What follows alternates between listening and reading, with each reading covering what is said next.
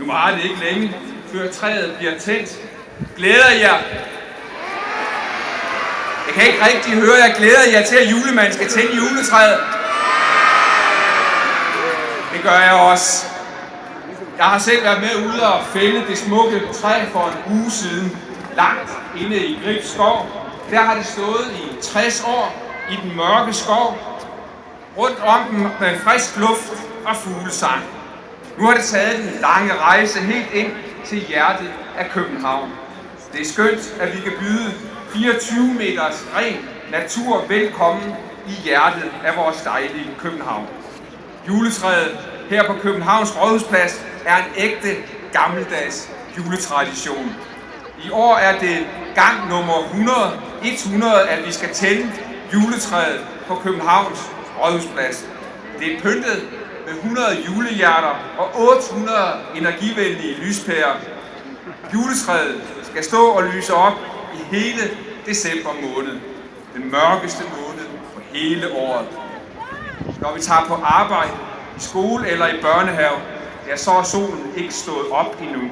Når vi kommer hjem eller bliver hentet i børnehaven, ja, så er det for at vinteren ikke skal føles for lang. Juletræet er en dejlig tradition.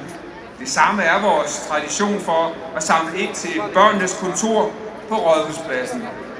For 100 år siden, da juletræet for første gang blev tændt lige her. Dengang var der mange familier, der ikke havde råd til mad og varmt tøj i julen. Derfor samlede man ind til de familier.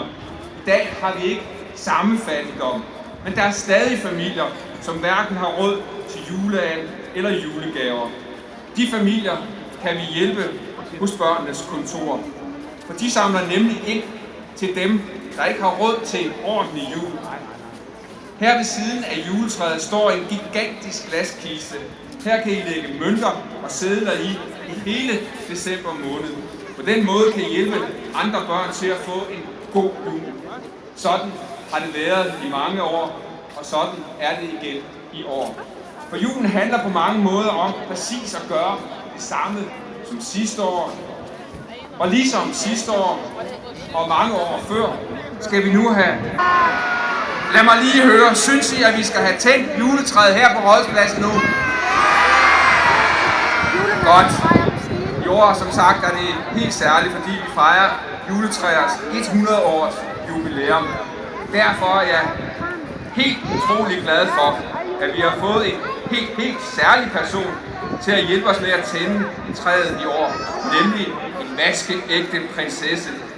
Hendes kongelige højhed, kronprinsesse Mary, vil nu hjælpe os med at tælle ned. Og jeg håber, at I alle sammen vil hjælpe med. Er I klar? Så begynder vi nedtællingen fra 10 og på 0.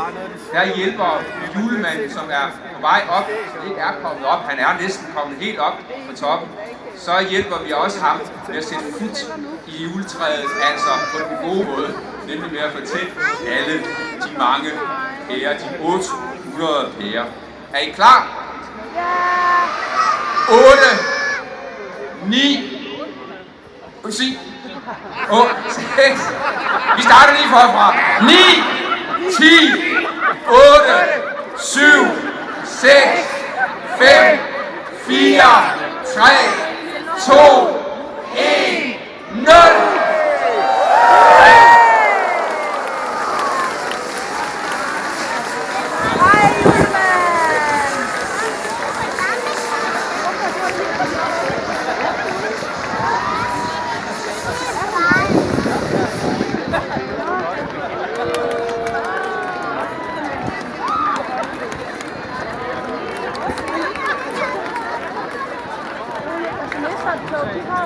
Jeg vil stå nede. Jeg ved ikke, om der sker mere nu.